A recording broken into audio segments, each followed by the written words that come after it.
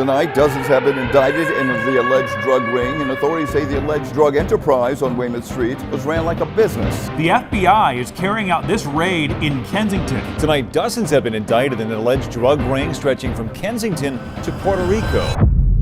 The FBI and DEA have just delivered one of the largest drug trafficking crackdowns in Philadelphia's history. In a single coordinated morning, federal agents swept through the Kensington neighborhood and dismantled what prosecutors call the Weymouth Street Drug Trafficking Organization, a violent network that controlled open-air drug corners for nearly 10 years. 33 defendants were indicted on federal charges, marking the biggest narcotics conspiracy case filed in the Eastern District of Pennsylvania this century. The operation stunned even veteran investigators because of how deep the group had rooted itself inside a single neighborhood. This is exactly how you safeguard American lives. You go after the organizations that are inflicting pain across America. For years, residents described Kensington as a no-go zone, a place ruled by fentanyl, heroin, and street warfare. On October 24, 2025, that grip was broken. Officials say this takedown is not just about arrests. It's about restoring control to a part of the city that had been living under criminal rule. Today is a culmination of a deliberate, patient, and highly coordinated investigation into a violent criminal enterprise operating in and around Weymouth Street in Kensington. The Weymouth DTO, they explained, ran like a corporation with strict schedules, armed security, and coded communication. Its members sold fentanyl, heroin, cocaine, and crack on street corners 24 hours a day, 7 days a week. Every transaction was tracked, every block taxed, and every rival met with violence. When the indictment was unsealed, agents revealed that the network's profits reached millions of dollars, fueled by addiction and protected by intimidation. For years, the organization controlled the 3,100 block of Weymouth Street, an area investigators now call one of the most active open-air drug markets in America. The scale of the enforcement shocked the city. FBI SWAT teams, DEA narcotics units, and Philadelphia police executed simultaneous raids before dawn. Choppers hovered overhead. Armored vehicles blocked intersections. Agents breached row houses used as stash sites and arrested suspects in coordinated waves. By sunrise, 24 defendants were in custody. 8 were already jailed on related charges, and 1 remained at large. Federal command confirmed that every major player within the Weymouth organization had been neutralized. Dozens of guns, kilos of narcotics, and stacks of cash were seized. This is not just another bust, one agent said. This is the removal of a criminal business that poisoned an entire community.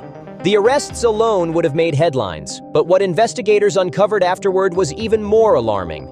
Ledgers, encrypted phones, and coded chat logs showed how the group maintained connections to suppliers in Puerto Rico and along the Gulf Coast. Federal analysts traced wire transfers and money service accounts moving proceeds through shell companies. The data proved what law enforcement had long suspected. Kensington's street corners are the final link in a supply chain stretching from Caribbean ports to Philadelphia's rowhouse alleys. The FBI called the case a blueprint for how modern cartels embed within American cities. The message from agents was clear. This wasn't random street crime. It was organized, calculated, and managed like a business empire built on death. According to the indictment, the Weymouth DTO was controlled by Jose Antonio Morales Nieves, known on the street as Flaco.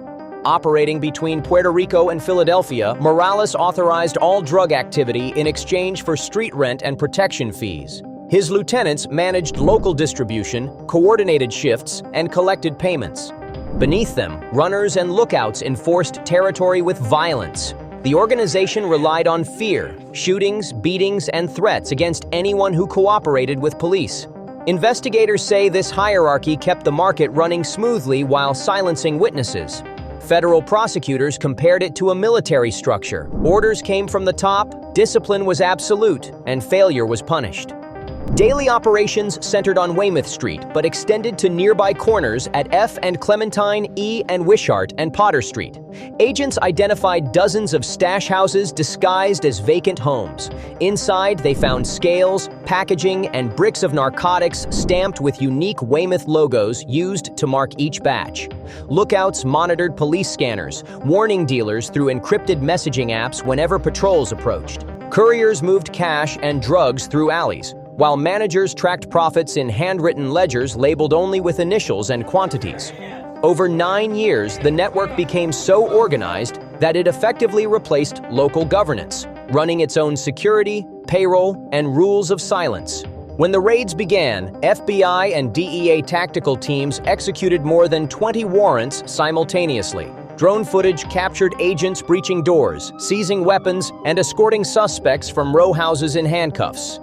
By the time the operation concluded, authorities had recovered assault rifles, pistols, and thousands of rounds of ammunition, proof of how heavily armed the network had become. In addition, agents seized significant amounts of fentanyl, heroin, and cocaine, along with stacks of cash hidden in furniture and walls.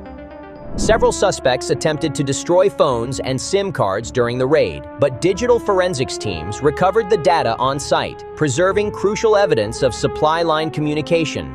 Federal officials emphasized that the Weymouth organization's violence reached far beyond the drug trade. Members were linked to multiple shootings and assaults. Some caught on surveillance cameras now entered as evidence. Rivals who tried to sell drugs in the area were driven out or killed. The group's internal messages referred to murders as cleanups and to police as walkers.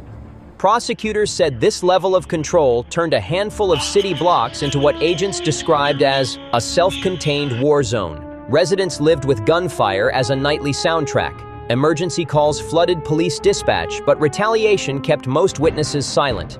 This wasn't just a crew selling drugs, one investigator said. It was a criminal government that ruled by fear. The success of the operation came from patience and precision. Agents built the case through wiretaps, controlled buys, and surveillance that stretched back to 2020. Under the Project Safe Neighborhoods initiative, federal and local law enforcement integrated resources to identify high-impact targets and connect local drug activity to national supply routes.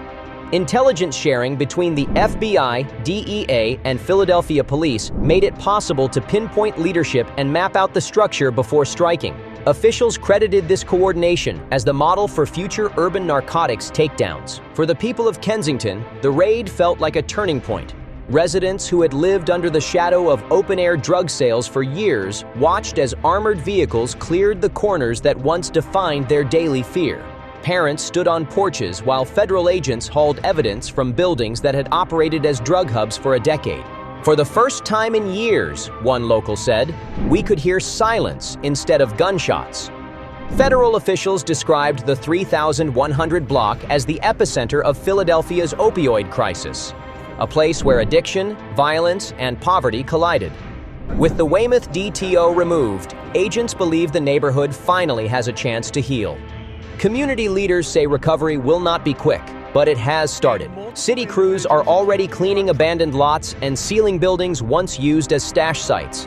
Outreach groups have begun offering treatment and housing to those displaced by the shutdown of the drug market. Federal prosecutors emphasized that enforcement alone cannot solve the crisis, but removing the criminal leadership was essential. You cannot rebuild while armed traffickers run the block, said one U.S. attorney. Now the community can breathe again.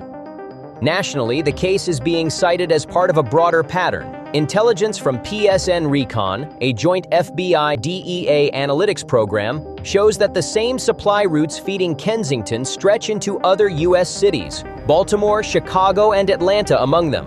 Homeland Security analysts have already linked several seized phones to Caribbean and Gulf Coast smuggling networks. As a result, additional coordinated operations are underway to trace the organization's suppliers and financial handlers. Federal agencies have also begun targeting the flow of precursor chemicals used to manufacture fentanyl, expanding the investigation beyond Philadelphia to international sources.